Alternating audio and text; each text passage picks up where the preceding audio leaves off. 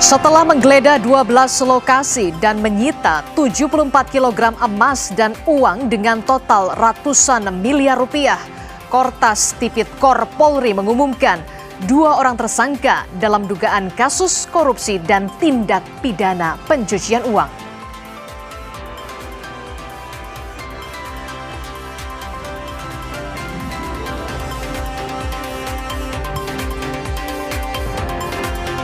Jaksa Agung ST Burhanuddin menunjuk Jaksa Agung Muda Pengawasan atau Jamwas Rudi Margono sebagai pelaksana tugas atau PLT Jaksa Agung Muda Tindak Pidana Khusus atau Jampitsus. Terkait 3 kasus korupsi besar, Margono mengatakan Febri akan segera diperiksa.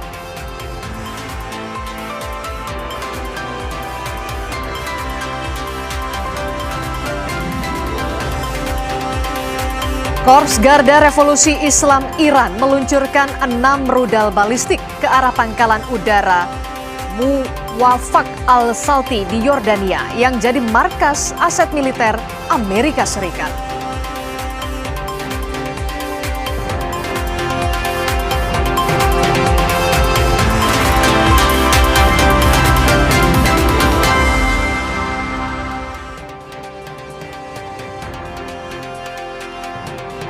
Siarkan secara langsung dari studio Newsroom Kompas TV. Anda menyaksikan program berita Kompas Petang hanya di Kompas TV, independen, terpercaya. Saya Dipo Bahagia. Dan saya Adis Larasati. Saudara, selain 3 informasi utama tadi, ada beragam informasi penting lainnya yang siap kami hadirkan dalam Kompas Petang.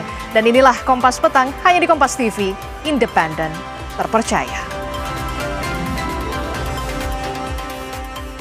Kita langsung ke informasi pertama, Saudara. Polda Metro Jaya menangkap pria yang mengamuk dan merusak mobil di kawasan Sunter, Jakarta Utara. Kurang dari 24 jam setelah kejadian, pelaku ditangkap di kawasan Jakarta Pusat.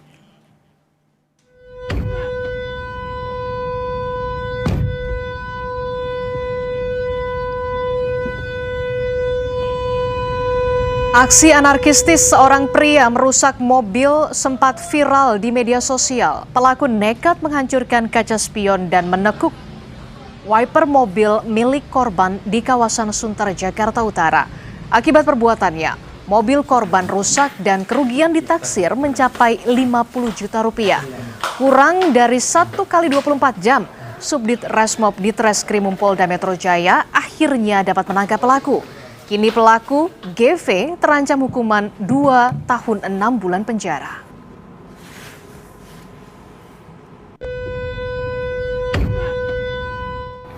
Pelaku berinisial GV berhasil kami amankan dan kami tangkap tanpa perlawanan di sebuah SPBU di kawasan Keramat Raya, Kuitang, Jakarta Pusat pada Kamis 9 Juli 2026. Berdasarkan hasil pemeriksaan, motif tindakan pelaku murni karena emosi saat di jalan.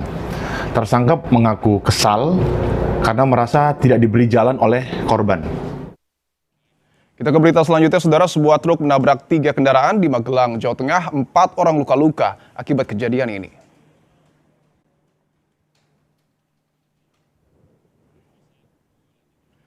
Rekaman CCTV memperlihatkan truk bermuatan kertas melaju kencang setelah remblong di Desa Pakis, Magelang. Truk pun menabrak 2 motor. Truk juga menabrak mobil minibus yang melaju dari arah berlawanan. Truk baru berhenti setelah ditabrakkan ke gundukan. Tidak ada korban jiwa dalam musibah ini, namun 4 pengendara serta penumpang sepeda motor alami luka.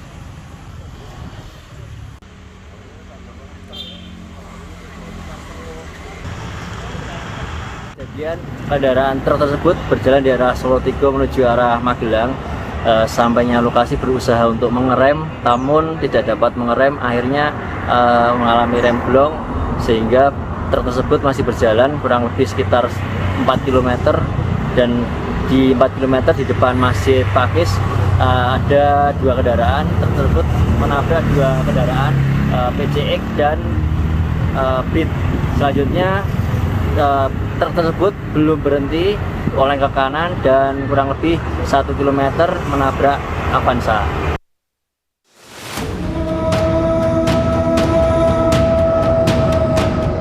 Untuk tersangka di dalam perkara ini di tahap berikutnya saat sekarang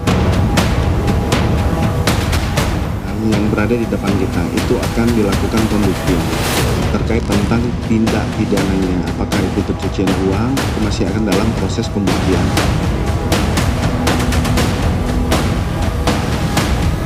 Memang rumah pribadi yang khusus yang sudah sejak lama.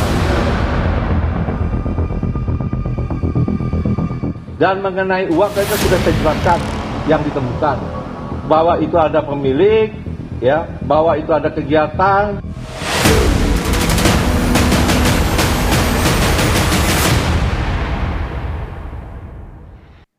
Setelah menggeledah 12 lokasi dan menyita ada 74 kg emas dan uang dengan total ratusan miliar rupiah, Kortas Tipikor Polri menetapkan 2 orang tersangka dalam dugaan kasus korupsi dan tindak pidana pencucian uang.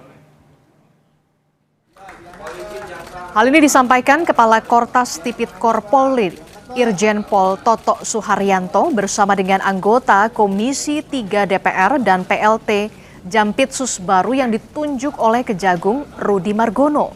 2 orang tersangka yang ditetapkan oleh polisi adalah seorang pihak swasta berinisial D dan seorang pejabat pemerintah berinisial FA.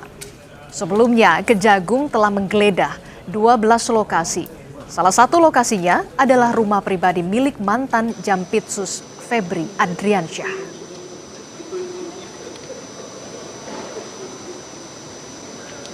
Kita telah melaksanakan gelar perkara dan berdasarkan gelar perkara kita telah menetapkan 2 tersangka saat ini, yaitu saudara DR yang telah diduga melakukan tindak pidana pencucian uang yang diduga berasal dari tindak pidana korupsi.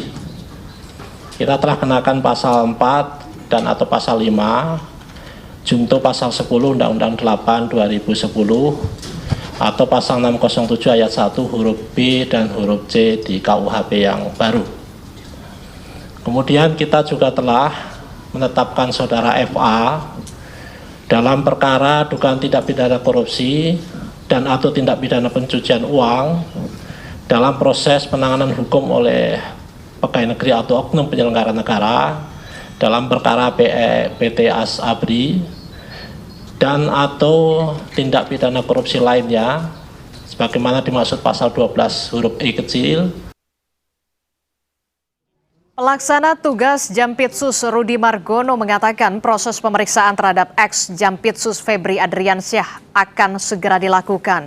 Rudi mengaku akan mempelajari berkas-berkasnya bersama dengan kepolisian karena 3 berkas kasus korupsi FA akan dilimpahkan ke Kejagung. Belum ada informasi itu. Untuk pemeriksaan sudah belum Pak? Sudah diperiksa belum sejauh ini? Bahkan dimulai. Baru apa nih? Iya.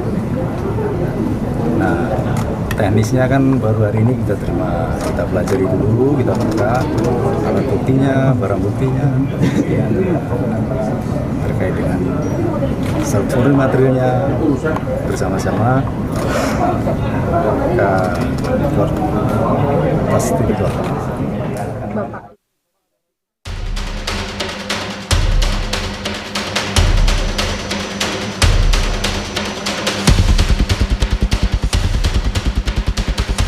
Jumat sore, pengamanan di Polda Metro Jaya diperketat. Langkah ini dilakukan polisi untuk memastikan barang bukti bernilai ratusan miliar rupiah yang telah disita dari 12 lokasi, termasuk para saksi yang diamankan berada dalam kondisi aman.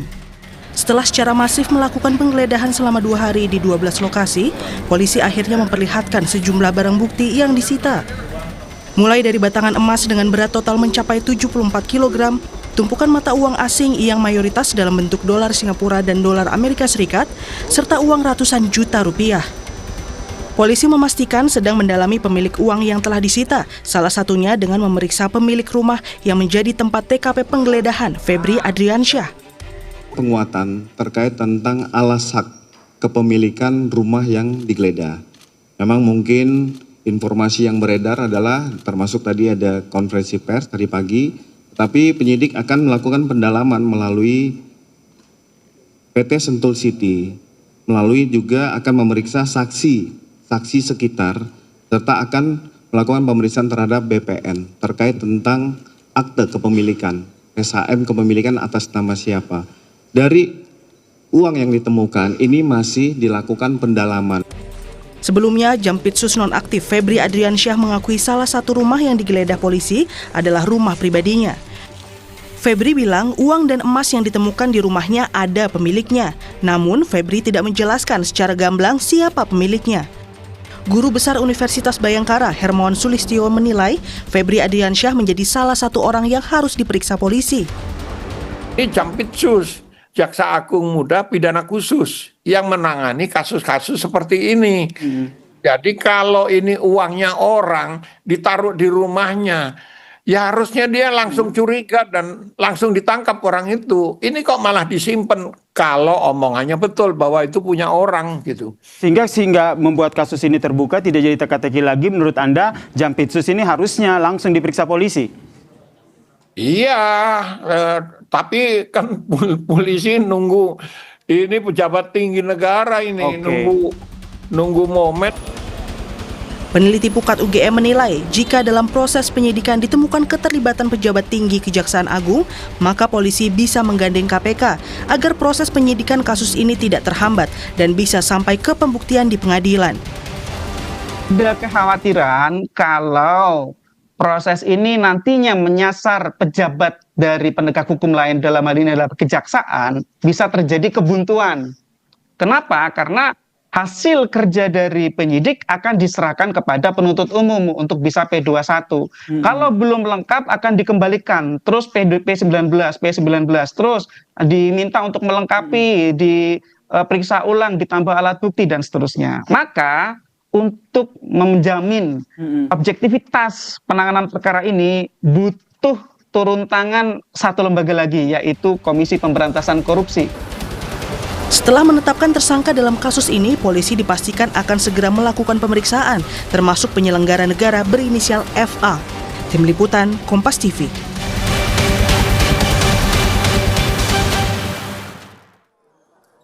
Komisi Pemberantasan Korupsi bilang pihaknya tak mengambil alih penanganan perkara dugaan 3 kasus korupsi besar yang kini tengah diusut Polda Metro Jaya. Hal ini disampaikan Deputi Bidang Penindakan dan Eksekusi KPK, Asep Guntur Rahayu. Asep menyebut keterlibatan KPK baru sebatas menjalankan fungsi koordinasi dan supervisi.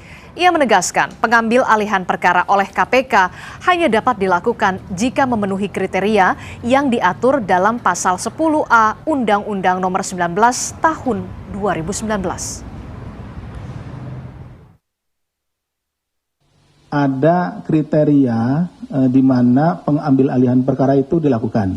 Jadi tidak bisa misalkan kita dengan asumsi sendiri, misalnya tadi ya kita berasumsi bahwa wah ini nggak mungkin lah, pasti perkaranya macet gitu kan dan lain-lain pasti susah, itu kan asumsi. Nah kita harus menghargai seluruh upaya yang dilakukan oleh aparat penegak hukum dalam melaksanakan penegakan hukum tindak pidana korupsi, baik dalam hal ini oleh kepolisian, Portas Tipikor dengan Direktorat Krimsus Polda Metro Jaya, maupun oleh Kejaksaan Agung nantinya. Lalu apa langkah lanjutan polisi setelah menetapkan 2 tersangka dalam kasus dugaan korupsi dan pencucian uang? Kita akan bergabung dengan jurnalis Kompas TV, Ariel Nata, dan juru kamera Arif Rahman di Polda Metro Jaya. Lalu ada di kediaman mantan Jampitsus Febri Adriansyah. Di Kebayoran Baru, Jakarta Selatan, ada jurnalis Kompas TV, Jian Jufri, dan juru kamera Julian Fernando. Kita ke Ariel terlebih dahulu di Polda Metro Jaya. Ariel, setelah menetapkan 2 tersangka dari pantauan Anda di Polda, langkah lanjutan apa yang kemudian akan dilakukan oleh polisi?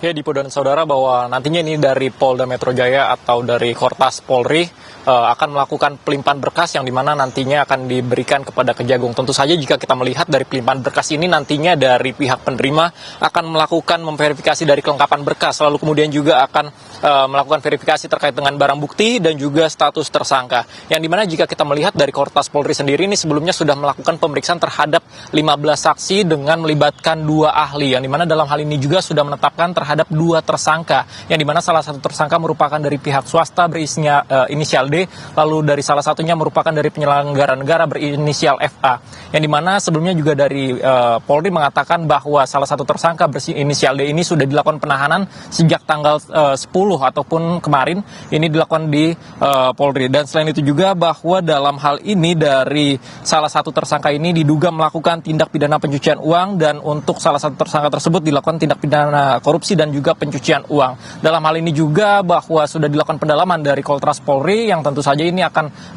dilakukan kolaborasi, dan nantinya ini sudah dilimpahkan berkas menuju ke arah Kejaksaan Agung untuk melimpahkan berkas dari kasus tersebut, yang dimana jika kita melihat bahwa sebelumnya dari Koltras Polri sendiri sudah melakukan penggeledahan dari beberapa titik, yang dimana ditemukan sebanyak 74 kg emas dan juga ratusan miliar uang dengan mata asing, yang dimana ini ditemukan dari beberapa titik. Tentu saja hal inilah nantinya dari barang bukti tersebut yang akan dilimpahkan. Namun jika melihat dari situasi saat ini di Polda Metro Jaya sendiri, di Krimsus ini dalam pada hari ini, hari Sabtu siang ini masih dilakukan penjagaan juga dari Brimob, yang dimana sudah dilakukan penjagaan sejak pagi hari. Dipo. Dari Polda Metro Jaya kita bergeser ke Jihan Jufri di Kebayoran Baru, Jakarta Selatan. Jihan, pasca penetapan tersangka, bagaimana situasi kediaman mantan Jampitsus Febri Adriansyah di sana? Ya, Dipo, kalau di depan kediaman dari mantan Jampitsus Febri Adriansyah, kondisinya ini tidak terlihat ada aktivitas yang cukup signifikan, bahkan bisa saya katakan sepi. Tadi memang terlihat ada sejumlah orang yang keluar begitu ya, lalu lalang, kemudian masuk lagi ke dalam rumah ex-Jampitsus, namun bisa dikatakan tidak ada aktivitas yang cukup signifikan setelah penetapan Febri Adriansyah sebagai tersangka. Nah, ini cukup berbeda bila kita bandingkan dengan beberapa waktu lalu begitu ya, yang mana terdapat penjagaan yang cukup ketat oleh personel dari TNI di depan ataupun di area rumah dari ex-Jampitsus ini. Akan ditunjukkan oleh juru kamera Kompas TV, Julian Fernando, bagaimana kondisi terkini di depan rumah ex-Jampitsus, yakni bisa terlihat tidak ada aktivitas yang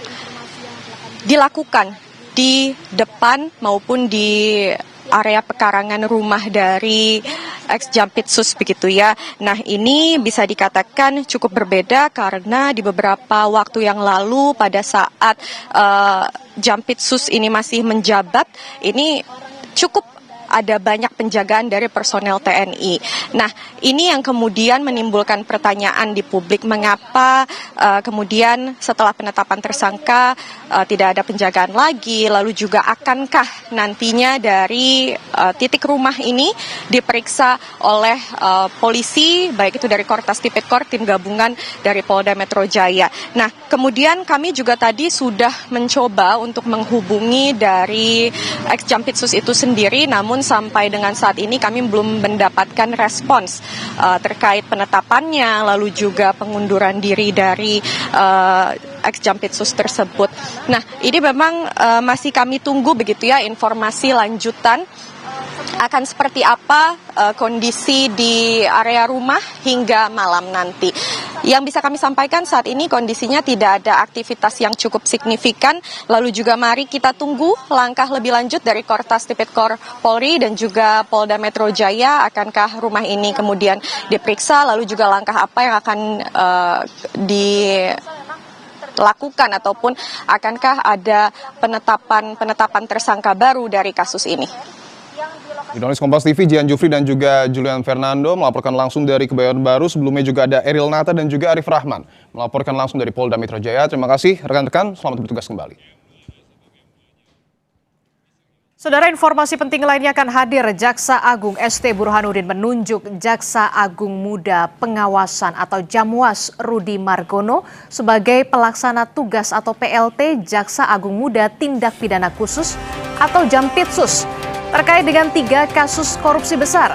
Margono mengatakan Febri akan segera diperiksa.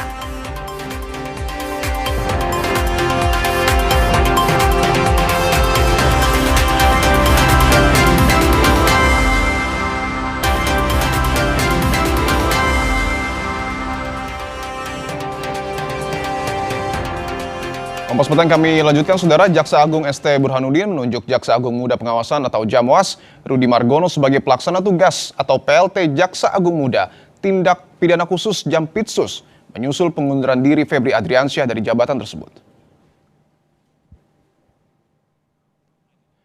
Kapus Penkum Kejaksaan Agung Anang Supriyatna mengatakan penunjukan Rudi dilakukan untuk memastikan roda organisasi dan penanganan perkara di lingkungan Jampitsus tetap berjalan hingga ditetapkannya pejabat definitif.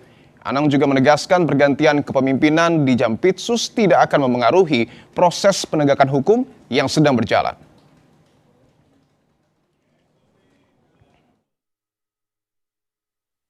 Kami tegaskan bahwa pergantian kepemimpinan ini tidak akan mempengaruhi proses penegakan hukum.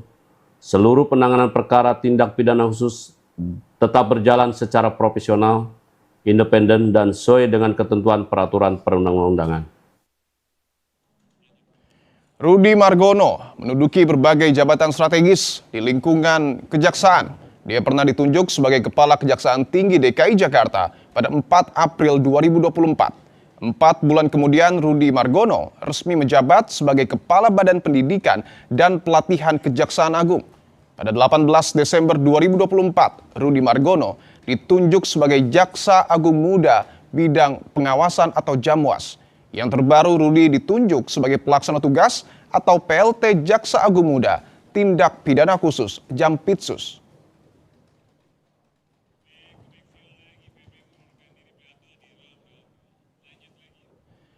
Sebelumnya, Saudara, Febri Adriansyah resmi mengundurkan diri sebagai Jaksa Agung Muda Tindak Pidana Khusus Kejagung.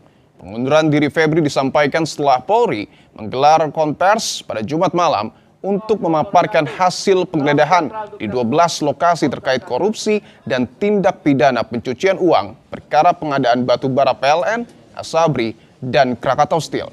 Mundurnya Febri sebagai komitmen menjaga integritas, objektivitas, dan netralitas terhadap proses hukum di Kortas Tipikor Polri yang melibatkan namanya.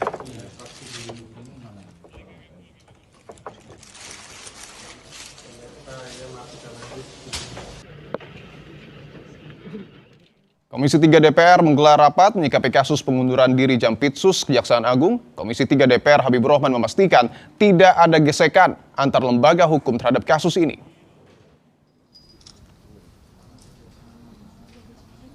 Komisi 3 DPR menggelar rapat membahas penggeledahan rumah di Sentul serta pengunduran diri Jampitsus. Rapat ini juga dihadiri pelaksana tugas Jampitsus dan Kepala Korps Pemberantasan Tindak Pidana Korupsi Kortas Tipikor Polri. Dalam rapat ini, Ketua Komisi 3 DPR ingin memastikan tidak ada gesekan antar lembaga hukum terhadap kasus ini. Oke ya. Intinya ada beberapa hal yang ingin diumumkan. Yang pertama, Komisi 3 mengambil inisiatif ya, memastikan kasus yang kemarin ini banyak diberitakan ya bisa berjalan dengan di koridor hukum dan diusut tuntas secara hukum. Yang kedua, kami juga ingin memastikan tidak adanya ekses gesekan atau friksi antar institusi terkait penanganan kasus ini, karena bagaimanapun ini adalah kasus terkait dengan oknum, dengan orang, dengan individu, bukan dengan institusi.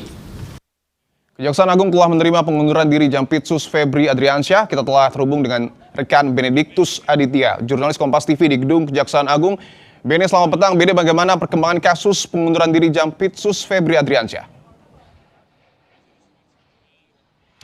Ya, Dipo, baru saja tadi sekitar pukul 15.00 waktu Indonesia Barat di Kejaksaan Agung dilakukan konferensi pers yang dilakukan oleh beberapa pihak, yakni dari Komisi 3 DPR RI yang diwakili oleh Habibur Rahman, kemudian ada juga dari Kepala Kortas Tipikor Polri, yakni Irjen Toto Suharyanto, dan juga PLT Jampitsus yang baru, Rudi Margono, dan di mana tadi di konferensi pers sudah ditetapkan 2 orang tersangka, Dipo. Yang pertama atas nama atau berinisial DR yang merupakan pihak swasta. Yang kedua ini adalah FA yang merupakan ASN atau PNS di lingkungan Kejaksaan Agung. Nah, kemudian setelah dilakukan konferensi pers tadi, memang dijelaskan lagi oleh Habibur Rahman begitu ya, selaku Ketua Komisi 3 DPR RI, bahwa DPR akan membentuk panitia kerja terkait dengan kasus ini, di mana kasus ini melibatkan 3 kasus, yaitu tindak pidana pencucian uang dan tindak pidana korupsi di kasus batubara, kemudian juga ada di PT Asabri dan juga pembayaran utang PT CBS kepada anak perusahaan PT Krakatau Steel. Nah, sejauh ini memang kami menerima informasi bahwa 1 orang tersangka atas nama DR ini sudah ditahan oleh pihak kepolisian, tepatnya di Polda Metro Jaya. Sementara kami masih terus mendalami, masih terus menanyakan keberadaan FA yang merupakan ASN ataupun PNS di lingkungan Kejagung. Tadi juga dihadiri oleh PLT Jampitsus yang baru yang merupakan Jaksa Agung Muda Bidang Pengawasan juga, Rudy Margono, di mana kalau secara latar belakang kita ketahui Rudy Margono juga sempat menjabat sebagai Kepala Kejaksaan Tinggi Jakarta, kemudian juga diangkat sebagai Kepala Badan Pendidikan dan Pelatihan Kejaksaan, hingga akhirnya sampai saat ini dirinya juga menjabat 2 jabatan, yang ini Jamwas dan juga PLT Jampitsus yang baru. Begitu, Dipo. Jurnalis Kompas TV Benediktus Aditya dan juru kamera Ganiar Febrian, terima kasih atas laporan Anda, selamat bertugas kembali. Saudara, Kortas Tipikor Polri menjelaskan perkara dugaan korupsi batubara, Asabri, dan Krakatau Steel dilimpahkan ke Kejaksaan Agung. Dalam kasus ini, Kortas Tipikor Polri telah menetapkan 2 orang tersangka, yakni mantan Jampitsus Febri Adriansyah atau FA dan DR. Lalu apa yang harus segera dituntaskan dalam kasus ini? Kami akan membahasnya dengan Ketua Umum YLBHI M. Isnur dan Ibnu Sina, anggota Komisi Kejaksaan yang masih coba kami hubungi. Mas Isnur, selamat petang. Selamat petang, Bung Lipo. Siap, Mas Isnur, sudah ada tersangka 2 orang, FA dan juga DR. Apa yang kemudian harus dilakukan Kejaksaan Agung setelah menetapkan tersangka ini? Ya, Kejaksaan Agung harus meneliti, kemudian melakukan berkas perkara ini ke pengadilan. Jadi pengadilan adalah ruang yang kemudian menjadi tempat untuk pembuktian semuanya. Dan itu ada kesempatan membela diri ya. Semua bukti-bukti, semua modus, semua peristiwa ini harus dibongkar secara terbuka di pengadilan. Dan ini kan sebenarnya kekhawatiran yang sudah kita sangat lama tunjukkan ya, bahwa korupsi terjadi di puncak-puncak kekuasaan dan yang menyedihkan di lembaga penegak hukum. Dulu kita ingat bagaimana ada Mahkamah Konstitusi, pimpinan Mahkamah Agung, kepolisian, kadang kejaksaan. Jadi sekarang sebenarnya momentumnya bukan hanya perkara ini, tetapi momentum di mana presiden dan seluruh elemen bangsa ini memandang bahwa korupsi, kolusi, nepotisme sudah sedemikian darurat, sudah sedemikian parah ya, sedemikian mengerikan. Bagaimana lembaga yang ujung tombak beratas korupsi, Jampitsus itu, pelaku pimpinannya adalah korupsi gitu. Misalnya kalau terbukti ke depan. Ini sudah sangat mengkhawatirkan. Maka tidak ada lagi waktu, tidak lagi cara, melainkan seluruh energi bangsa ini ya, presiden harus diarahkan kepada bagaimana memberantas korupsi ini. Gitu. Dan dimulai dari pucuk-pucuk pimpinan lembaga. Ya. Tapi kalau kita lihat dari rangkaian peristiwanya, Mas Isnur, bahwa dari mulai penggeledahan, kemudian juga pernyataan yang kemudian disampaikan oleh mantan Jampitsus, diikuti pernyataan dari Polri, kemudian juga mantan Jampitsus mengundurkan diri dan penetapan tersangka. Apakah upaya pengungkapan ini bisa berjalan mulus, tidak ada batu sandungan? Ya, ini pembuktian dan bagaimana presiden bisa memastikan ini gitu. Kalau kemudian ini ada 2 institusi, kan kalau ditonton segitu ya kemarin ya, kita publik menilainya seperti ini. Dan kita khawatir karena senjata lawan senjata bahkan di lapangan gitu. Maka sekarang momentumnya adalah presiden dan DPR juga gitu ya. Dan komisi-komisi negara seperti ombudsman, komisi kejaksaan itu mengawal semua gitu. Buktikan bahwa Anda lembaga negara yang dibayar oleh rakyat untuk mengawasi ini semua, memastikan hukum berjalan dengan baik, ya bekerja gitu. Demikian. Oke, seberapa besar sebenarnya peran Febri dalam 3 kasus ini menurut Anda? Tergantung penyidikan dan pembuktian di pengadilan. Kalau saya tidak bisa bicara soal hal itu gitu. Tetapi bagi publik yang sangat miris, sangat khawatir adalah ketika kita melihat ya, bagaimana di rumah para pejabat yang harusnya kalau kita baca atau lihat gajinya, kita lihat laporan harta kekayaannya di KPK, nggak segitu gitu. Dan sekarang terbongkar ada brankas yang sangat luar biasa mengerikan. Kita jadi ingat juga peristiwa sebelumnya Akil Mukhtar gitu, yang dimana di rumahnya numpuk banyak uang. Jadi ini bagi saya bukan lagi satu, tapi menjadi pola. kita melihat pola yang sama terjadi berulang-ulang di para pejabat ya, di para pimpinan lembaga penegak hukum menyimpan uang yang benar-benar bersumber dari korupsi misalnya. Maka ini momentum harusnya semua diteliti dong. Semua aset-aset para pejabat teliti gitu, disuruh buktikan dari mana uangnya dan dibongkar semuanya. Jadi kita harus sejak awal menanamkan kami tidak percaya dengan para pejabat. Pun istana, pun presiden juga seperti itu. Makanya penting bagaimana pola rekrutmen, pola promosi, pola kenaikan jabatan harus menggunakan benar-benar standar indikator yang berintegritas ya, yang bersih gitu. Kalau dia menduduki jabatan yang seperti ini membahayakan, malah hukum dia pakai sebagai alat komoditas memperkaya dirinya. Ya, kalau kita melihat drama terkait dengan pengungkapan kasus ini, Mas Isnur, apakah Anda juga mungkin memiliki sebuah keyakinan bahwa kasus ini akan bisa diungkap seterang-terangnya atau mungkin hanya akan berhenti di 2 tersangka? Bagi saya ini pertaruhan buat polisi dan kejaksaan. Harusnya kalau polisi serius, maka dia membongkar sampai level yang lebih luas lagi. Misalnya kasus blackout listrik ya, itu kan bukan semata-mata suap atau perkara di ujungnya, tapi dari mana kebijakan ini bermula gitu. Kalau kita baca secara riset, kebijakan misalnya soal DMO, soal batubara itu kan bersumber dari Menteri SDM. Maka kebijakannya harus diteliti sampai Menteri SDM-nya gitu. Dan semua para pejabat yang berkaitan dengan perkara ini. Jadi jangan berhenti hanya di tersangka Jampitsus. Bongkar semuanya. Pun kejaksaan, ini pertaruhan ya. Saat sekarang pucuk pimpinannya Jampitsus seperti ini, pertaruhan. Apakah kejaksaan tetap profesional melakukan penuntutan? Maka bagi saya ini harus ditunjuk benar-benar jaksa-jaksa yang clear, yang berani membongkar semuanya. Kalau tidak berhasil dua-duanya, maka bagi publik semakin menunjukkan bahwa ada kong-kali-kong di belakangnya. Oke, tentu yang kita dukung adalah pengungkapan kasus korupsi secara terang-benderang yang dilakukan oleh aparat. Kita terima kasih Ketua Umum YLBHI M. Isnur telah bergabung di Kompas Petang. Saudara, Korps Garda Revolusi Iran meluncurkan 6 rudal balistik ke arah pangkalan udara Muwafaq al-Salti di Yordania yang jadi markas aset militer Amerika Serikat.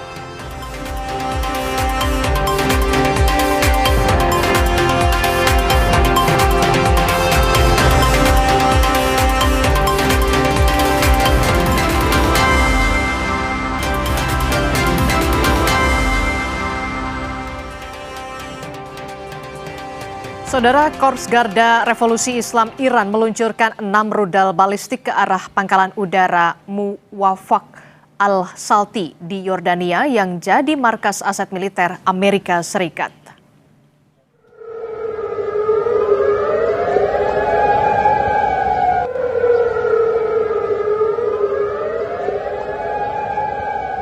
Video yang dibagikan secara daring menunjukkan rudal-rudal yang datang sedang dicegat dan memicu aktifnya sirine peringatan serangan udara di sekitar pangkalan.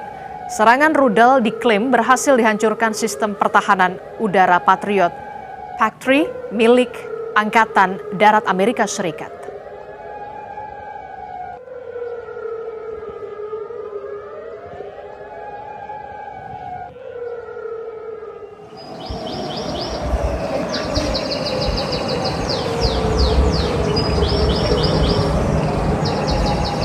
Suara sirine meraung saat Iran meluncurkan serangan ke Yordania pada Kamis waktu setempat. Serangan ini merupakan balasan atas serangan yang diluncurkan Amerika Serikat ke Iran. Aksi saling serang ini mengancam kesepakatan sementara yang bertujuan mengakhiri perang di Timur Tengah.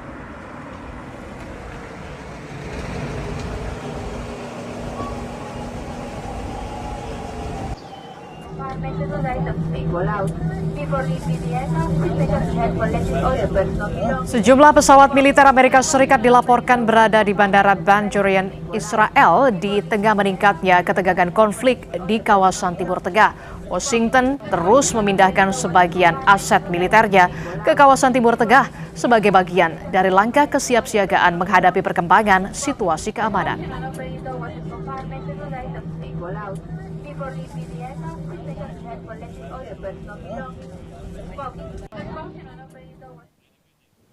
Presiden Amerika Serikat Donald Trump mengancam akan menghancurkan wilayah Iran jika Iran terus meluncurkan serangan dengan klaim tujuan serangan membunuh Trump. Trump juga mengklaim telah menyiagakan 1.000 rudal untuk menyerang Iran.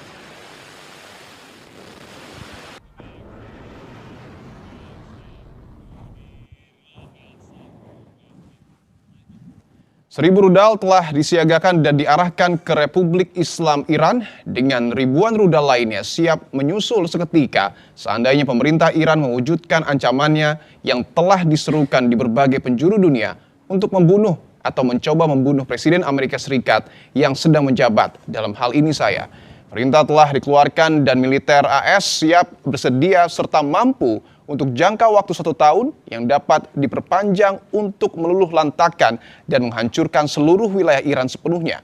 Segala puji bagi Allah, tulis Trump di akun Truth sosialnya.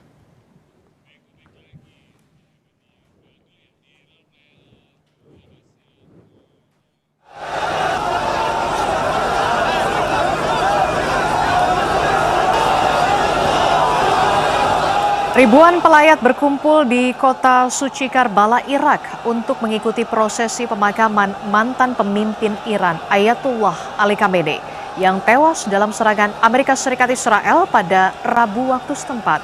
Warga Irak memadati jalan-jalan untuk memberikan penghormatan terakhir kepada Ali Khamenei. Setelah prosesi tersebut, jenazah Khamenei dibawa ke kompleks makam Imam Hussein dan Abbas di Karbala.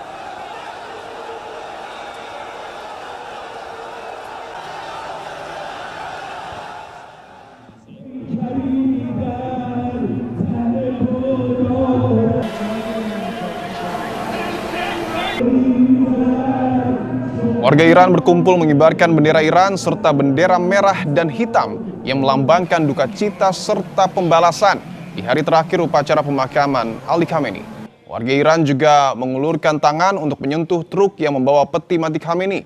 Prosesi berakhir di makam Imam Reza, tempat Khamenei dimakamkan. Rangkaian upacara Ali Khamenei digelar saat serangan udara Amerika Serikat menghantam Iran.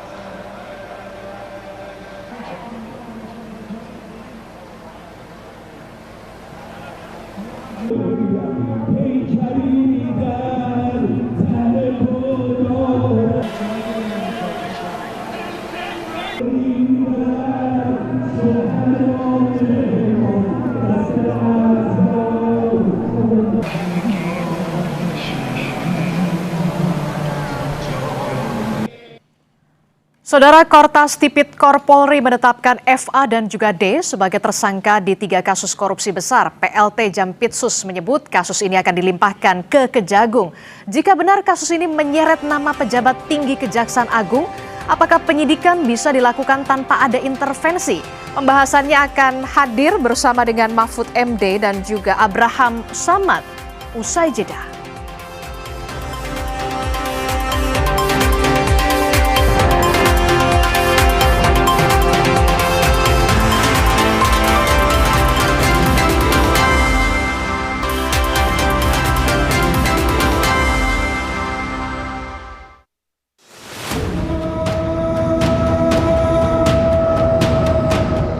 Untuk tersangka di dalam perkara ini di tahap berikutnya saat sekarang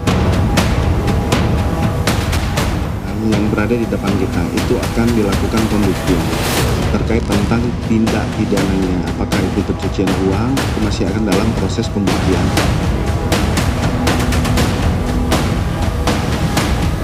Memang rumah pribadi Jampitsus yang sudah sejak lama. Dan mengenai uang itu sudah saya jelaskan yang ditemukan bahwa itu ada pemilik, ya, bahwa itu ada kegiatan.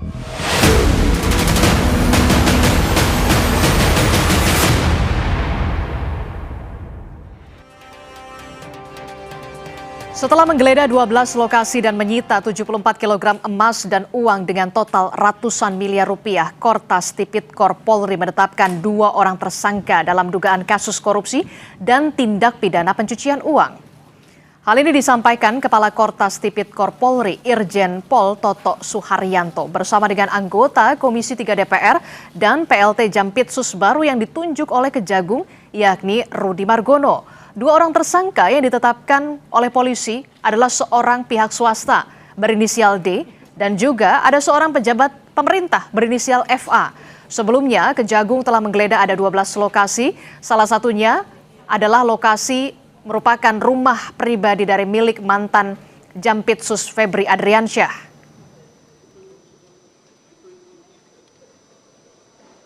telah melaksanakan gelar perkara dan berdasarkan gelar perkara kita telah menetapkan 2 tersangka saat ini, yaitu saudara DR yang telah diduga melakukan tindak pidana pencucian uang yang diduga berasal dari tindak pidana korupsi. Kita telah kenakan pasal 4 dan atau pasal 5 junto pasal 10 Undang-Undang 8 2010 atau pasal 607 ayat 1 huruf B dan huruf C di KUHP yang baru.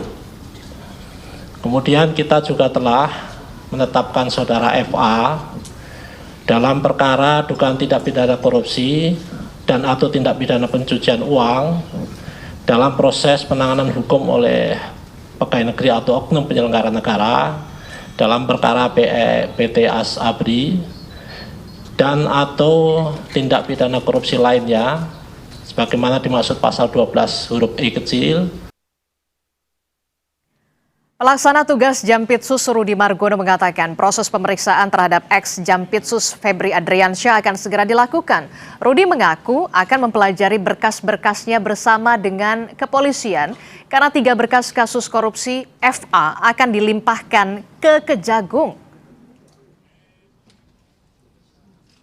Belum ada informasi itu. Untuk pemeriksaan sudah belum Pak? Sudah diperiksa belum sejauh ini? Bahkan dimulai. Baru apa nih?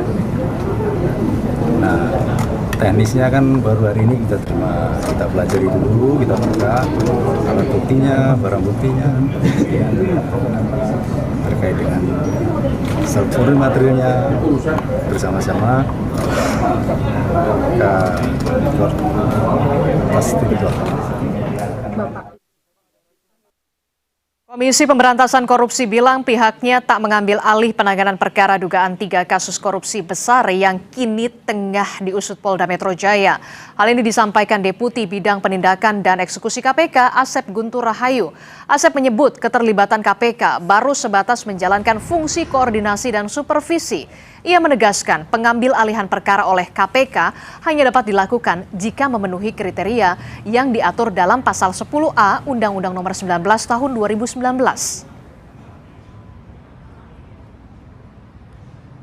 Ada kriteria di mana pengambil alihan perkara itu dilakukan. Jadi tidak bisa misalkan kita dengan asumsi sendiri, misalnya tadi ya kita berasumsi bahwa wah ini gak mungkin lah, pasti perkaranya macet gitu kan dan lain-lain pasti susah. Itu kan asumsi. Nah, kita harus menghargai seluruh upaya yang dilakukan oleh aparat penegak hukum dalam melaksanakan penegakan hukum tindak pidana korupsi, baik dalam hal ini oleh kepolisian, Portas Tipikor dengan Direktorat Krimsus Polda Metro Jaya maupun oleh Kejaksaan Agung nantinya.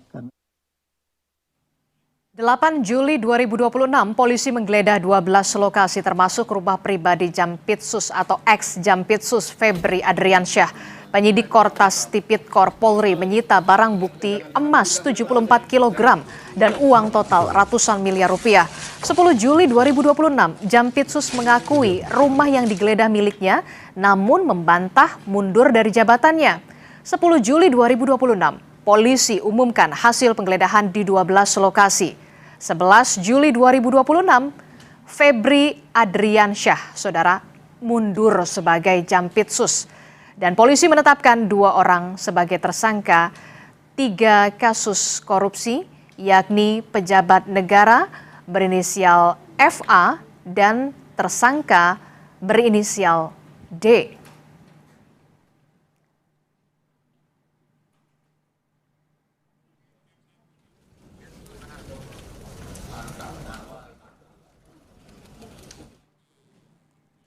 Kortas Tipikor Polri menetapkan pejabat negara FA dan juga D sebagai tersangka di kasus korupsi besar dan tindak pidana pencucian uang. Polisi memastikan akan memeriksa ex-Jampitsus Febri Adriansyah setelah menetapkan tersangka PLT Jampitsus menyebut kasus ini akan dilimpahkan ke Kejagung. Apakah ini bisa dilakukan tanpa ada intervensi? Kita akan bahas bersama dengan mantan Menko Polhukam Mahfud MD dan juga mantan Ketua KPK Abraham Samad. Kita ke Prof. Mahfud dulu. Assalamualaikum Prof. Mahfud. Setelah kita lihat bagaimana polisi menetapkan ada 2 orang tersangka, ini ada D dan juga ada penyelenggara negara berinisial FA. Apakah ini kabar baik ataukah justru kabar buruk karena pelimpahannya kasus ini dilimpahkan ke Kejagung, Prof. Mahfud? Menurut saya kabar baik ya. Kabar buruknya bahwa tersangka pelakunya itu adalah pejabat penegak hukum.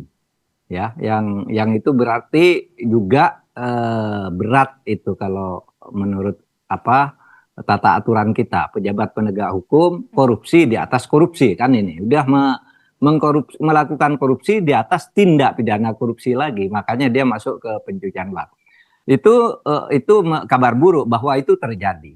Tapi bahwa ini sudah dilimpahkan ke Kejaksaan Agung, menurut saya sudah P21, itu menurut saya kabar baik. Artinya apa? Sebelum ini polisi itu sudah bekerja dengan cermat. Sehingga tidak bertele-tele, hanya 3 hari sesudah digeledah, ditemukan barang bukti, kemudian diajukan. Tidak usah bertele-tele lagi, sekarang itu sudah sangat cukup ketika polisi menyampaikan itu ke Kejaksaan Agung. Memang kan harus disampaikan kejaksaan pada akhirnya. Tidak bisa diajukan sendiri oleh polisi ke pengadilan, tapi pendakwaannya itu memang harus dilakukan oleh kejaksaan. Oleh sebab itu ya memang harus segera dikesanakan agar tidak di polisi sendiri bola panas, dan polisi saya yakin sudah bekerja dengan cermat. Karena begini, kalau si Febri Adriansyah berlindung ke TNI misalnya, itu lemahnya dalam arti TNI tidak bisa melindungi dan tidak bisa menghalangi proses hukum yang memang menjadi wewenangnya Polri. Itu aja. Oke, kalau kita tarik kembali begitu ya, ini kan timelinenya FA ini ditetapkan baru sebagai tersangka baru sore ini, begitu sore tadi. Kemudian kita lihat polisi sudah melakukan penggeledahan di 12 lokasi begitu sejak beberapa hari lalu, bahkan ada barang bukti yang disita luar biasa fantastis, Prof. Mahfud. Tapi belum diketahui siapa pemiliknya. Ini bagaimana Anda melihat ini, membaca ini? Lo pasti itu sudah diketahui alurnya. Ketika ditetapkan sebagai tersangka itu sudah pasti lengkap. Nanti tinggal gelar perkara saja, dari mana dan siapanya itu pasti. Oleh sebab itu lalu ditetapkan tersangkanya. Mungkin saja nanti dalam proses berikutnya akan muncul nama lain, tapi minimal ketika itu disampaikan sudah pasti uangnya asalnya dari mana, kok disimpan di sini bagaimana, lewat siapa, apakah lewat orang si A si B, pakai mobil apa enggak ketika menyampaikan ke situ atau apa, itu sudah pasti ada itu di dalam gelar perkara atau di dalam penyidikan yang dilakukan oleh Polri. Sehingga tidak bisa mundur lagi nih saya kira. Oke, Pak Samad, kalau Anda melihat dari perspektif Anda, apa yang harus didalami dari pemeriksaan FA ini? Ya, jadi sebenarnya kalau kita lihat ya, pelimpahan ini masih dalam tahap penyidikan. Ya, dia mungkin belum masuk ke P21 karena tadi baru ditetapkan sebagai tersangka. Kenapa pertanyaannya, kenapa kepolisian memberikan perkara ini kepada kejaksaan? Mungkin supaya tidak terjadi benturan yang terlalu keras, atau juga mungkin menjaga menjaga tuduhan-tuduhan atau persepsi-persepsi bahwa kepolisian punya agenda-agenda tersendiri untuk mentersangkakan oknum kejaksaan. Kira-kira seperti itu, sehingga dicapailah sebuah kesepakatan bahwa kasus ini mulai dari tahap penyidikan itu dilimpahkan ke kejaksaan. Karena saya lihat tadi ada juga teman-teman dari Komisi 3 ya yang turut menengahi. Dan menurut saya ini langkah yang cukup bagus menurut saya ya, transparan. Tapi yang paling penting sebenarnya yang kita harus kawal betul bahwa kasus ini haruslah adil ya. Maksudnya harus dijalankan pada prinsip-prinsip keadilan. Kenapa harus dijalankan pada prinsip-prinsip keadilan? Agar supaya masyarakat tidak a priori ya. Karena kita tahu betul bahwa awal dari kasus ini adalah pengembangan dari 3 kasus besar. Dan 3 kasus besar itu yang sedang ditangani oleh kepolisian. Oleh karena itu perlu ada transparansi yang jelas ya tentang perkara-perkara pokoknya. Karena kalau tidak, kita khawatir nanti masyarakat menganggap bahwa sebenarnya kasus ini adalah perang antara institusi aparat penegak hukum. Oleh karena itu menjadi penting bahwa kasus ini harus ditelusuri dengan adil, dibuka secara adil agar supaya masyarakat bisa mengawasi, bisa mengikuti dengan baik, agar supaya ketika kasus ini bergulir sampai ke pengadilan, ada trust masyarakat bahwa kasus ini benar-benar kasus korupsi. Karena jangan sampai ada persepsi di luar ini bahwa kasus ini adalah perang atau boleh dikatakan kasus ini adalah kepentingan pihak-pihak tertentu, atau boleh juga dikatakan bahwa sebenarnya ini ada peran dari oligarki hitam yang turut terlibat di dalamnya. Kira-kira seperti itu. Oke, saya ke Pak Mahfud. Pak Mahfud, benarkah ada friksi politis sampai kemudian akhirnya ini harus dilimpahkan ke Kejagung, Prof. Mahfud? Itu tidak bisa dihindari kesan itu. Bahkan saya bukan kesan, itu kesimpulan bahwa ini memang ada friksi politik.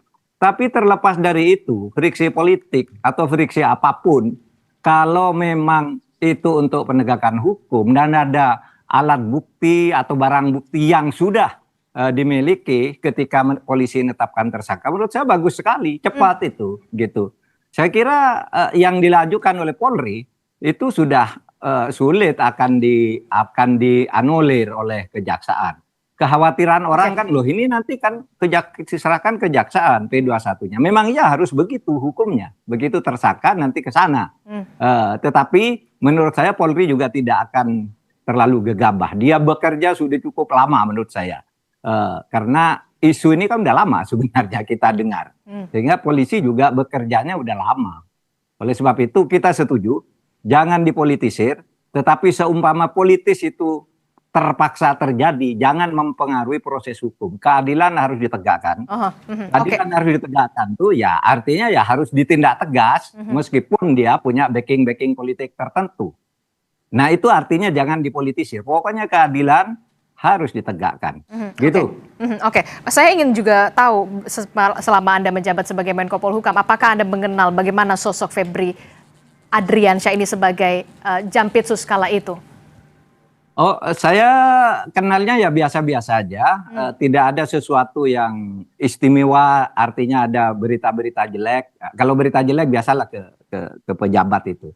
Tetapi saya kira pada waktu itu tidak ada kasus yang muncul pada zaman saya terkait dengan Febri ini. Gitu aja.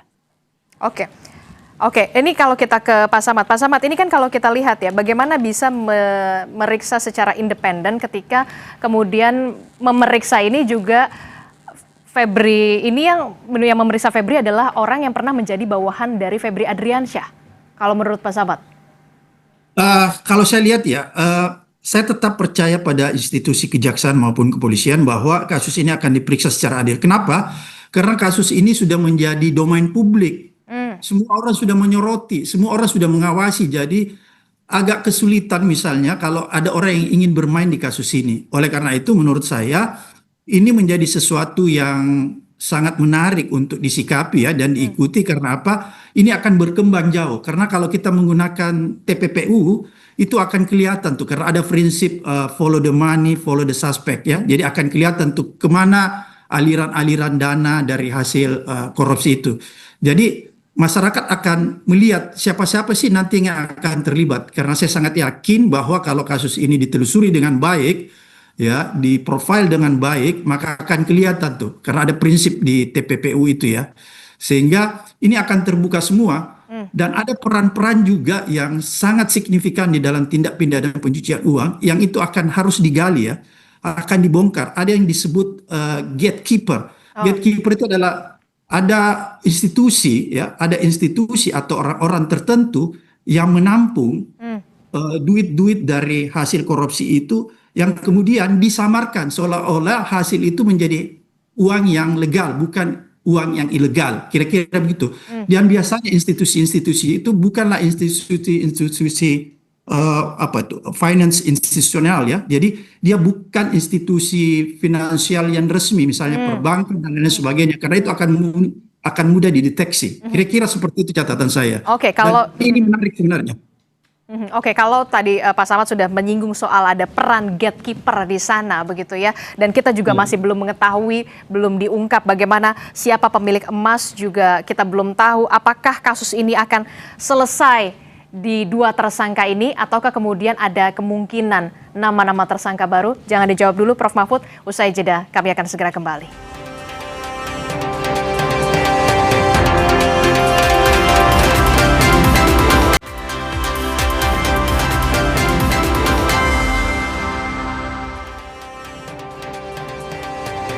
Terima kasih Anda masih bersama kami dalam Kompas Petang. Saudara masih bersama dengan Profesor Mahfud MD dan juga Abraham Samad.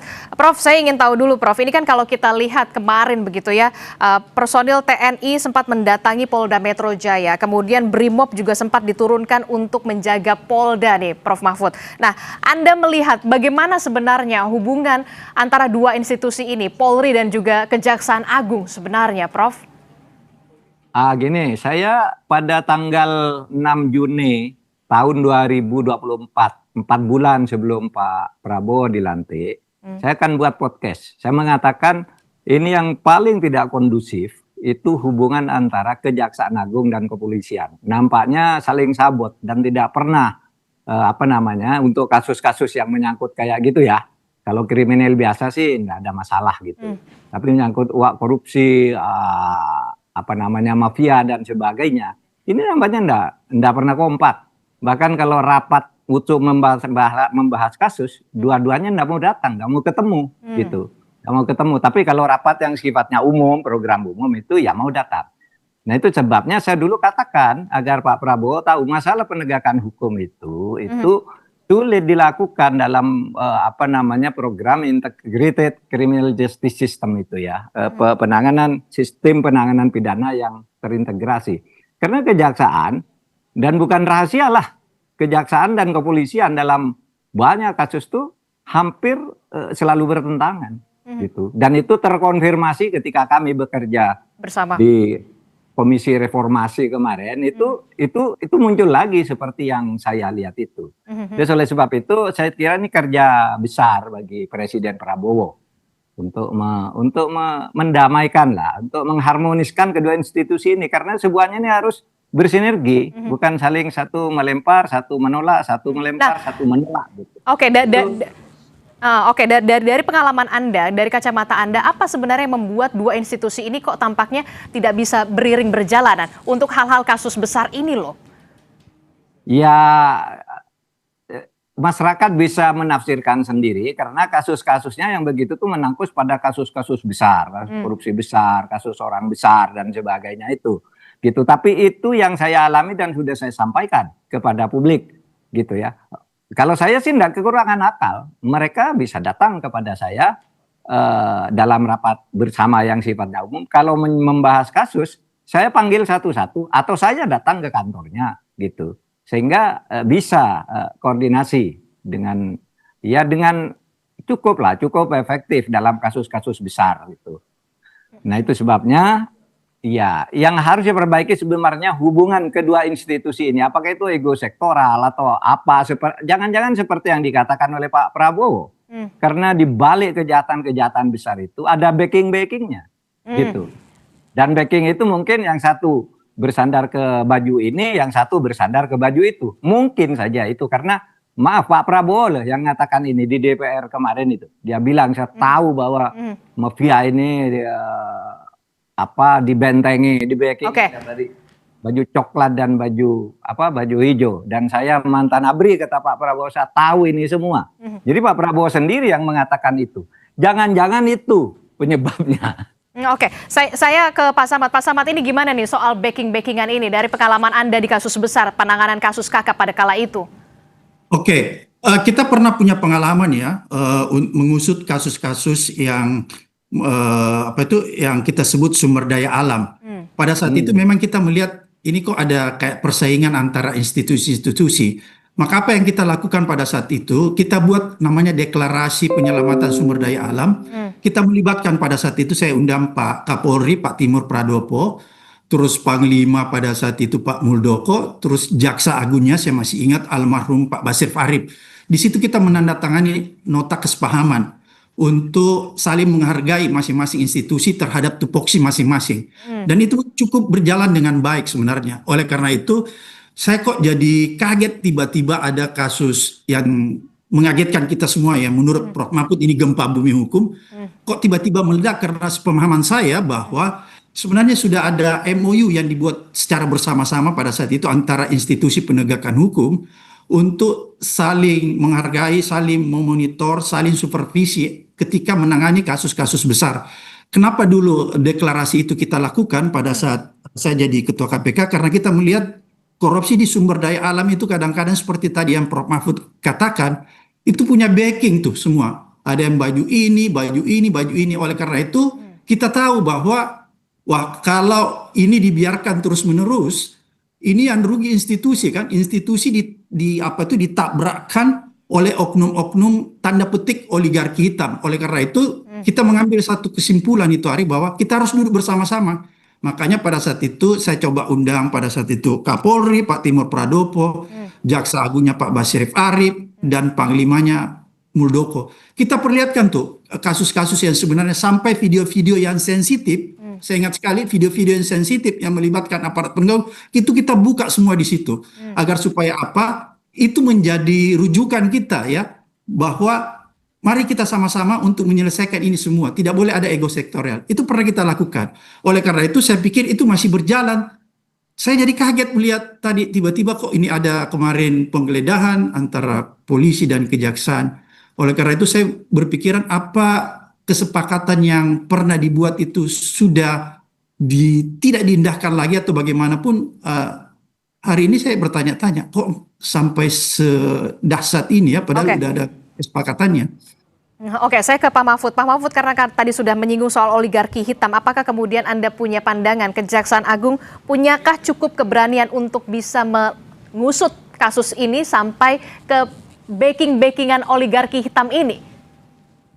Mudah-mudahan ya, karena begini, backing-backingan yang hitam tuh takut kepada kontrol masyarakat juga. Seperti kata Pak Samad tadi, Pak Abdul Samad, yang mengatakan ini udah menjadi milik publik. DPR sudah membentuk panja, masyarakat udah nggak bisa ditahan kalau berbohong gitu, kalau tertutup selintutan gitu, pasti masyarakat akan berteriak. Itu betul. Oleh sebab itu kita semua harus mengawal, jangan lalu menganggap ini selesai. Semua harus bersuara mengawal ini sampai betul-betul terbuka.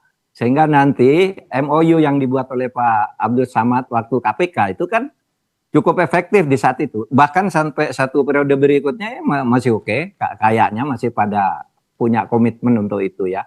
Ada juga kecil-kecil tapi sembunyi-sembunyi. Nah sekarang ini kalau kita lihat kan luar biasa ini pelanggarannya di dalam sumber daya alam. Mudah-mudahan ini disadari oleh kita semua gitu. Gitu aja, Mbak. Oke, tapi kalau Anda melihat apakah ada banyak faksi di dalam dua institusi ini yang di dalamnya ini saling tarik-menarik kepentingan, Prof, dalam kasus ini? Kalau di dalam masing-masing institusi maka itu sudah pasti minimal di mana-mana dalam kasus itu ini ada, yang tiga ini. Hah?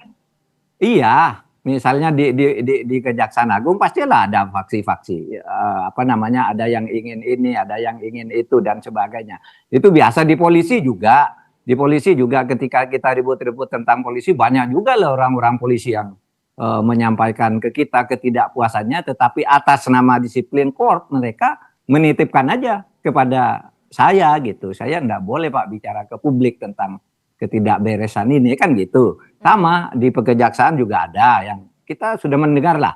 Ini backingnya siapa gitu. Dan itu sebagai analisis politik itu banyak bermunculan.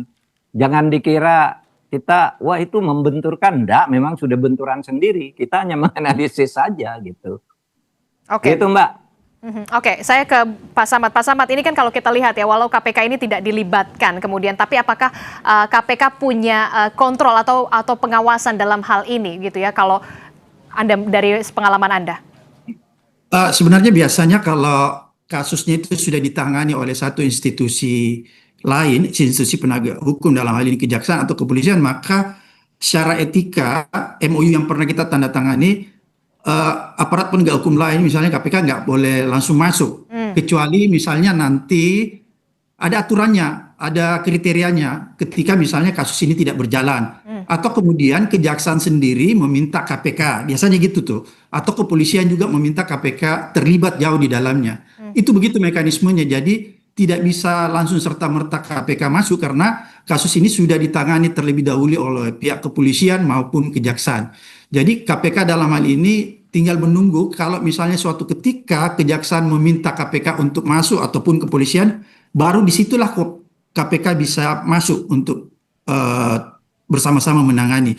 Ataupun misalnya kalau ternyata dalam perjalanannya kasus ini punya hambatan yang hambatan-hambatan politik seperti tadi yang Pak Prof Mahfud katakan, hambatan-hambatan politik, hambatan-hambatan sektoral dan lain-lain sebagainya, maka kedua institusi yang terlibat, misalnya kalau kita katakan terlibat misalnya kepolisian maupun kejaksaan, pasti meminta KPK untuk menjadi penengah. Biasanya seperti itu mekanisme, Pak. Oke. Dan juga masyarakat diminta untuk bisa memberikan dorongan dan juga atensi penuh untuk bisa mengawal kasus ini. Masyarakat harus mengawas ya, untuk memberikan masukan terus agar supaya penegakan hukum ini bisa berjalan dengan adil. Karena itu inti dari penegakan hukum itu harus adil, berkeadilan, itu intinya, Mbak. Oke, mantan pimpinan KPK Abraham Samad dan juga mantan Menko Polhukam ada Profesor Mahfud MD telah bergabung bersama kami di Kompas Petang. Terima kasih Bapak-Bapak, Assalamualaikum. Selamat pagi, selamat sore. Pak Abraham. Saudara, Inggris akan berhadapan dengan Norwegia untuk memperebutkan tiket semifinal. Di atas kertas, The Three Lions datang dengan status unggulan. Namun Inggris tidak mau menganggap remeh Norwegia.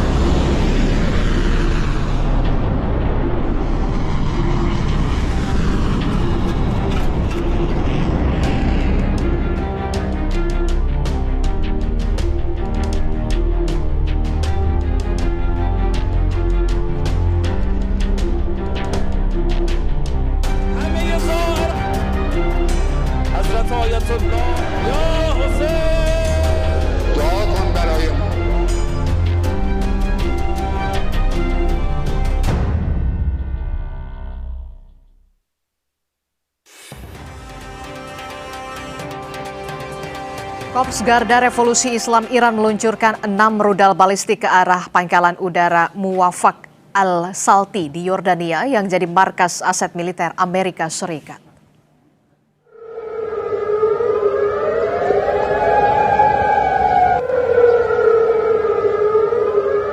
Video yang dibagikan secara daring menunjukkan rudal-rudal yang datang sedang dicegat dan memicu aktifnya sirine peringatan serangan udara di sekitar pangkalan. Serangan rudal diklaim berhasil dihancurkan sistem pertahanan udara Patriot Factory milik Angkatan Darat Amerika Serikat.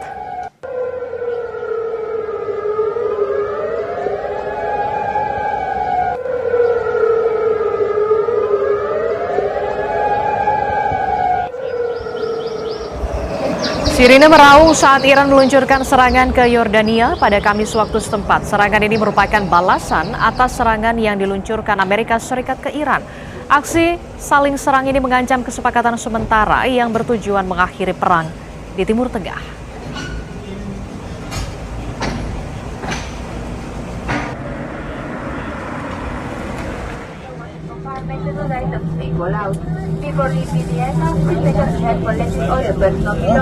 Sejumlah pesawat militer Amerika Serikat dilaporkan berada di Bandara Ben Gurion, Israel di tengah meningkatnya ketegangan konflik di kawasan Timur Tengah.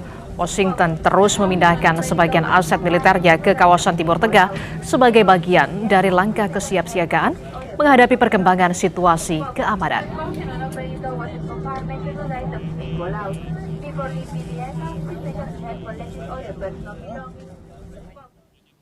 Presiden Amerika Serikat Donald Trump mengancam akan menghancurkan wilayah Iran jika Iran terus meluncurkan serangan dengan klaim tujuan serangan membunuh Trump. Trump juga mengklaim telah menyiagakan 1.000 rudal untuk menyerang Iran.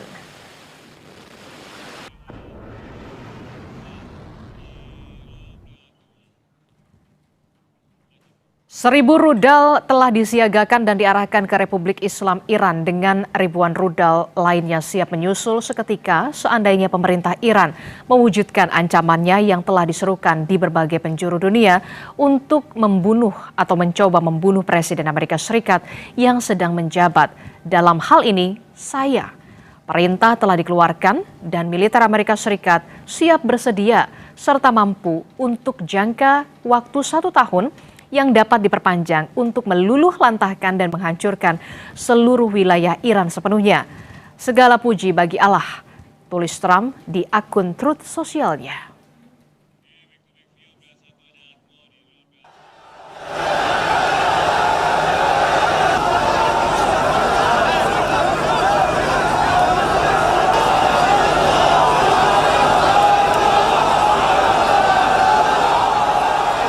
Ribuan pelayat berkumpul di kota suci Karbala, Irak untuk mengikuti prosesi pemakaman mantan pemimpin Iran Ayatullah Ali Khamenei yang tewas dalam serangan Amerika Serikat Israel pada Rabu waktu setempat. Warga Irak memadati jalan-jalan untuk memberikan penghormatan terakhir kepada Ali Khamenei.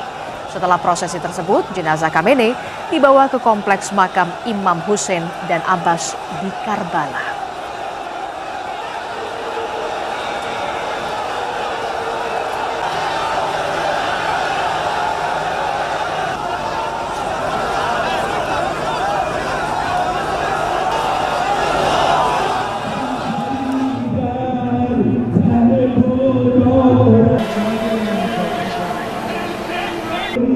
Warga Iran berkumpul mengibarkan bendera Iran serta bendera merah dan hitam yang melambangkan duka cita serta pembalasan di hari terakhir upacara pemakaman Ali Khamenei.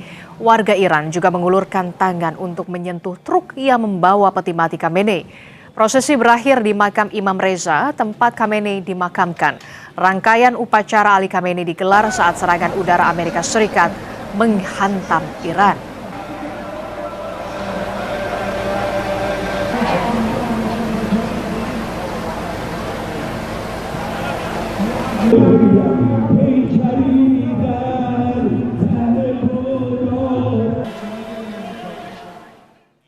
Usai Ali Khamenei dimakamkan, Iran menggempur pangkalan militer Amerika Serikat di negara sekutunya yang berada di kawasan Timur Tengah. Sementara itu, Trump mengklaim telah menyiapkan ribuan misil dan mengancam akan meluluh lantakan Iran.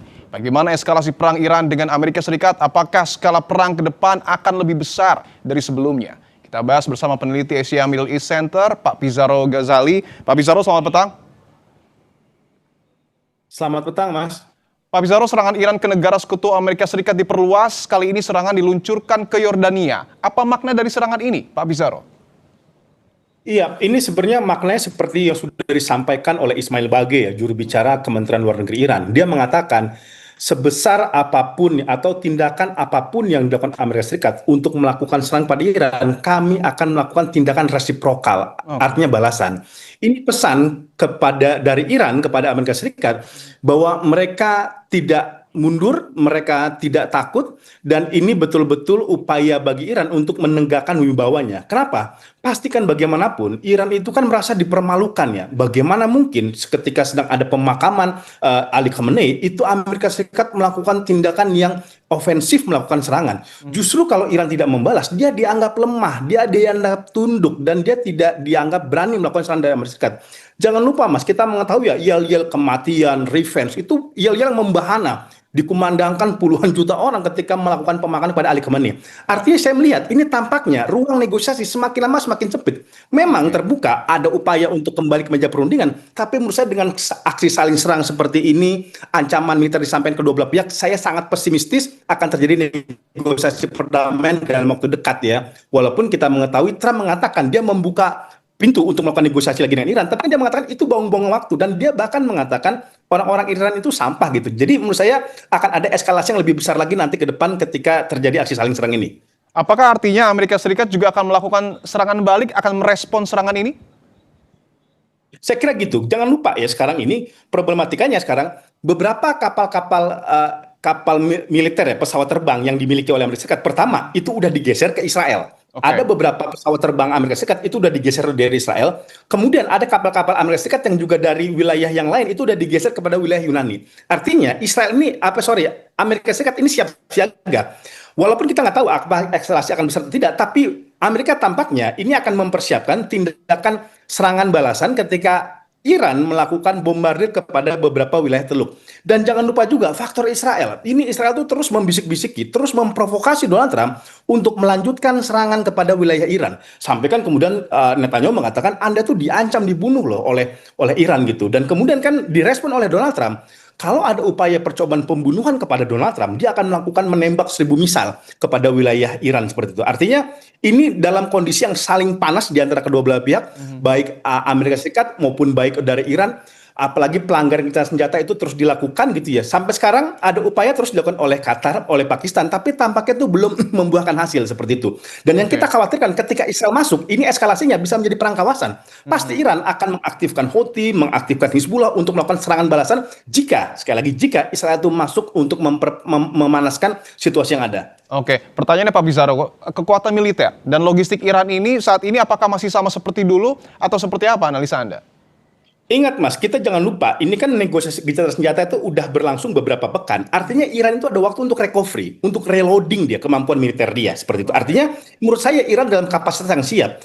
Tampilnya orang-orang IRGC ketika pemakaman Khomeini, ini kan pesan bagi Iran bahwa sekarang faksi yang memimpin adalah faksi tempur, bukan sekedar faksi diplomat gitu. Diplomat itu pasti Abbas Araghchi, Pezeshkian, Galibaf, itu tidak boleh keluar dari red line dari IRGC untuk kemudian tidak mempermalukan Iran ketika negosiasi. Dan kalau memang itu tidak terjadi jalan buntu, perang itu siap dilakukan lagi oleh mereka. Kan ada laporan yang mengatakan Iran itu masih memegang 70% rudal. Ya, 70% rudal yang mereka masih miliki, yang artinya mereka siap untuk kemudian melakukan peperangan kembali jika kalau kemudian negosiasi itu tidak terlaksana, itu batal, atau bahkan Amerika Serikat dan Israel kembali kepada pola tanggal 28 Februari melakukan koalisi bersama untuk melakukan serangan kepada Teheran. Saya kira mereka mempersiapkan udah fasilitas tempurnya, fasilitas udaranya untuk kemudian mengantisipasi konsekuensi terburuk jika terjadi perang. Oke, dengan Iran yang tadi menurut analisa Anda akan mengaktifkan kembali Houthi termasuk juga Hizbullah, apakah ini cukup untuk kemudian melawan Amerika Serikat yang tentu juga didukung oleh Israel? Iya, justru ini menurut saya cara dari Iran untuk kemudian mengimbangi pola penetrasi yang dilakukan oleh Amerika Serikat. Kalau Amerika Serikat itu menggandeng Israel, tidak mungkin memang Iran pasti akan menggandeng sekutu-sekutunya. Karena ini kan perang udah jadi perang kawasan nih di antara kedua belah pihak. Apalagi Mas, kita lihat ya, Israel itu masih melakukan serangan membabi buta kepada wilayah Libanon dan kepada wilayah Gaza. Saya kira ini menjadi pertimbangan bagi Iran untuk mengaktifkan sel-sel Houthi, mengaktifkan sel-sel dia di kawasan. Maka tidak heran kemarin kan Masud Pezeshkian aja mengunjungi Irak kan ketika untuk mengiringi pemakaman dari Ali Khamenei. Oke, meskipun ada kekuatan militer yang kemudian sudah digeser ya dari Amerika Serikat ke Israel, tapi Trump juga mengklaim bahwa menyiagakan ribuan misil dan sebelumnya juga mengatakan serangan ini akan diluncurkan Amerika Serikat ke Iran. Apakah ini akan dilakukan atau sekedar ancaman? Saya kira gini, kita lihat Trump memang kadang kerap berubah-ubah ya, walaupun kita tidak bisa menganggap sepele ancaman dia. Karena terbukti ini ya, dulu kan dia mengatakan, saya bisa menyerang loh ketika pemakaman. Memang pemakaman tidak diserang, tapi kan wilayah Teheran, wilayah Bandar Abbas itu diserang.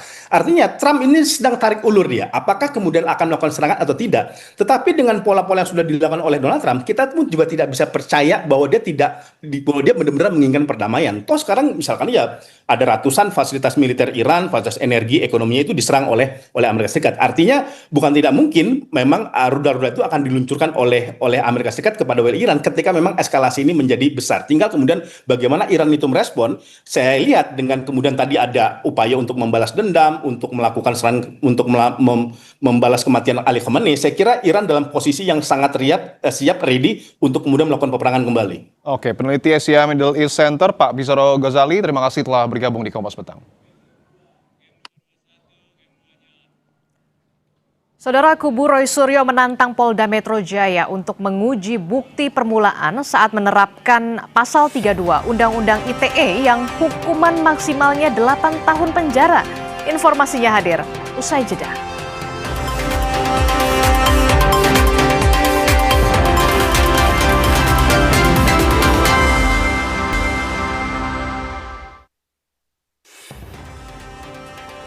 Anda masih menyaksikan Kompas Petang, saudara. Tersangka dugaan fitnah ijazah Jokowi, Roy Suryo, berharap pra-peradilan keduanya soal penggunaan pasal 32 Undang-Undang ITE bisa diputus tidak sah oleh hakim. Sementara di sidang kasus ijazah, Dr. Tifa menyebut surat dakwaan jaksa terdapat kesalahan objek dan subjek. Ayo kita bersama-sama. Musuh kita ada di luar sana. Musuh kita adalah ijazah palsunya Jokowi. Memulai sidang pra-peradilan atas penetapan dirinya sebagai tersangka kasus fitnah ijazah Jokowi pada Jumat kemarin, kubu Roy Suryo menantang Polda Metro Jaya untuk menguji bukti permulaan saat menerapkan pasal 32 Undang-Undang ITE yang hukuman maksimalnya 8 tahun penjara. Jika terbukti tidak sah, maka jaksa penuntut umum harus mencabut pasal 32 UU ITE dalam dakwaannya. Kami menantang Polda Metro Jaya untuk membuktikan dalam sidang pra-peradilan ini apakah mereka mempunyai bukti yang cukup atau tidak untuk menetapkan Mas Roy sebagai tersangka dengan pasal pidana yang ancamannya terberat, yaitu 8 tahun penjara. Ataukah jangan-jangan memang itu adalah suatu pasal entertain yang tidak diperkuat dengan bukti yang kuat, bukti permulaan yang cukup, atau 2 alat bukti yang sah, hanya karena pelapornya adalah Insinyur Joko Widodo yang kita tahu adalah mantan Presiden Republik Indonesia. Dampak seriusnya adalah jaksa penuntut umum harus mengeluarkan pasal 32 dalam surat dakwaan. Di saat yang bersamaan, Roy kembali tegaskan, pasal 32 UU ITE berbeda dengan objek yang diteliti dalam perkara fitnah, yakni ijazah analog, bukan digital. Apa yang nanti akan diuji itu tidak berkesesuaian antara barang fisik, barang analog, dan barang digital. Kita berharap agar ini bisa mematahkan nanti pada pokok perkara. Sehari sebelumnya, Dr. Tifa menjalani sidang kedua kasus ijazah dengan agenda pembacaan nota perlawanan terdakwa. Usai sidang, Tifa menegaskan surat dakwaan jaksa penuntut umum mengandung 2 kelemahan mendasar, yakni error in objecto dan error in persona. Tifa berpendapat Joko Widodo tidak memiliki ijazah dalam bentuk digital, melainkan dokumen yang bersifat analog, jikalau Jokowi lulusan Fakultas Kehutanan UGM tahun 1985. Surat dakwaan yang diajukan kepada saya itu secara penuh setelah kami pelajari mengandung 2 kelemahan utama, yaitu terjadi error in objecto dan error in persona. Karena secara fakta, Saudara Joko Widodo tidak memiliki ijazah dalam bentuk digital.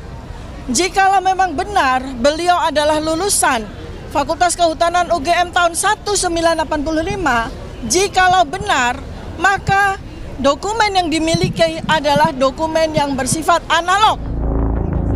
Namun alasan Tifa dan Roy dinilai relawan Jokowi tetap mengandung fitnah. Pasalnya, ada pernyataan keduanya yang menyebut foto yang ada di ijazah bukanlah Jokowi, melainkan sosok yang bernama Dumatno. Ini bisa terbukti loh di 32 dan 35-nya. Kenapa saya bilang? Karena dia mau ngotak-atik foto Bapak Insinyur Joko Widodo menyamakan dengan Dumatno. Ini hati-hati. Sudah jelas mengatakan itu bukan foto Bapak Insinyur Joko Widodo tanpa penelitian yang jelas. Yang bahayanya saya apa sebutin dong bahayanya? Itu offset. Kenapa menuduh foto pemilik ijazah yang aslinya sudah diperlihatkan di dalam pada saat gelar perkara khusus, ya kan? Udah diperlihatkan dan itu milik Bapak Insinyur Joko Widodo.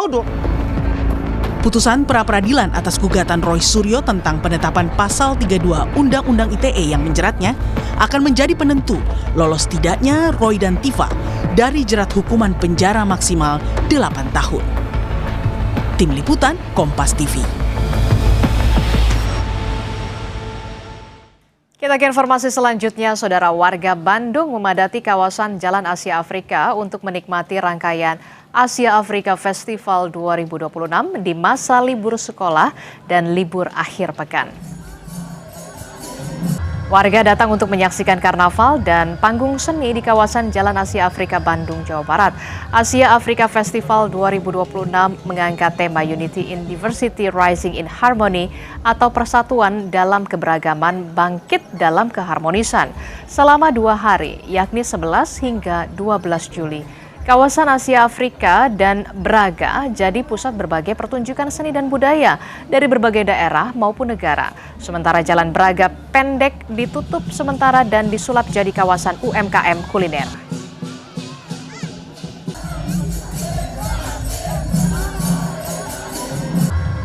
Polda Metro Jaya menangkap pria yang mengamuk dan merusak mobil di kawasan Sunter, Jakarta Utara. Kurang dari 24 jam setelah kejadian, pelaku ditangkap di kawasan Jakarta Pusat.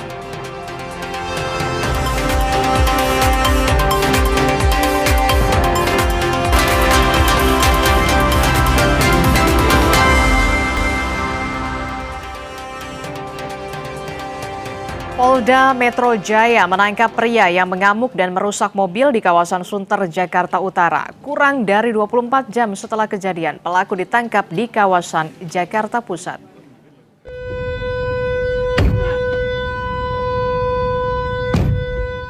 Aksi anarkistis seorang pria merusak mobil ini sempat viral di media sosial. Pelaku nekat menghancurkan kaca spion dan menekuk wiper mobil milik korban di kawasan Sunter, Jakarta Utara. Akibat perbuatannya, mobil korban rusak dan kerugian ditaksir mencapai 50 juta rupiah. Kurang dari 1 kali 24 jam, Subdit Resmob Ditreskrimum Polda Metro Jaya akhirnya dapat menangkap pelaku. Kini pelaku GV terancam hukuman 2 tahun 6 bulan penjara.